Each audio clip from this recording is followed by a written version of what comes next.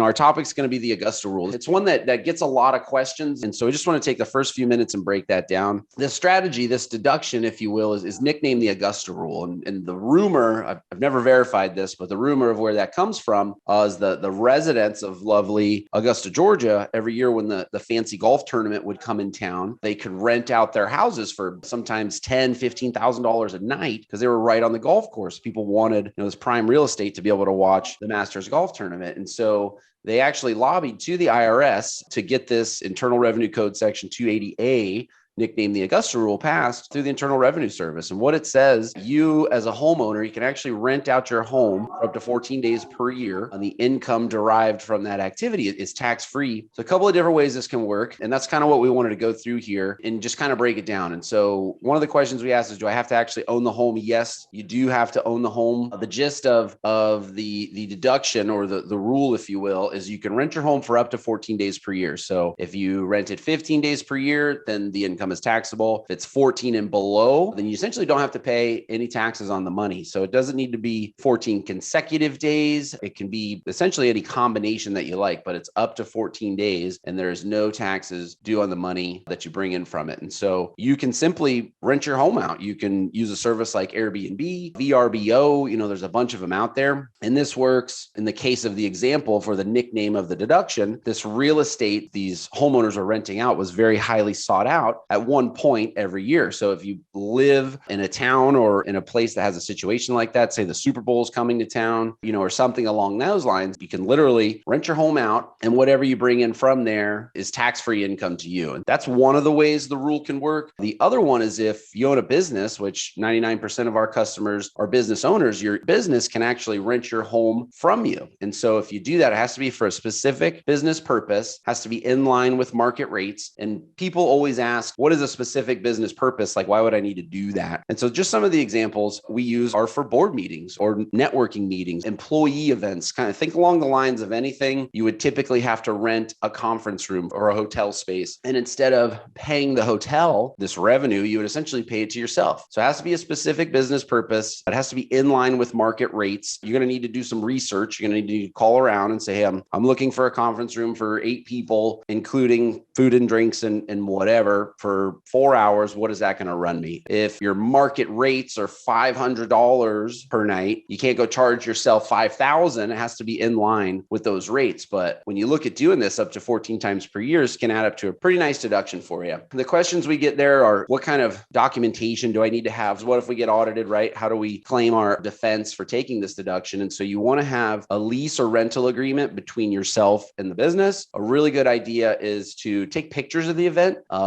If you're actually having a meeting, have somebody take minutes of the meeting, have an agenda for the evening, and post those pictures on your company social media page too. Had a great client event, had a great team building event tonight. And that's just going to further any sort of proof that we might need to show in case the actual deduction ever does get questioned. Another one people ask a lot is it 1099? Do I need to report this and then back it out? Or what if somebody sends me a 1099? And so if you use a service like Airbnb or VRBO, chances are you're more than likely going to get one. So we do need to report it on your tax return, but we in turn back it out. The amount of the deduction is the same amount of the income. So it essentially zeroes itself out, making it where you'll pay no taxes on it. But if you do receive a 1099, we do need to include that in your tax return. If you use a service like Airbnb or VRBO, you're more than likely going to get one. Make sure you include that in your tax documents when we're filing for you, and we'll take care of it. If your business is renting the home to you personally, there's no need to have the business assign you a 1099.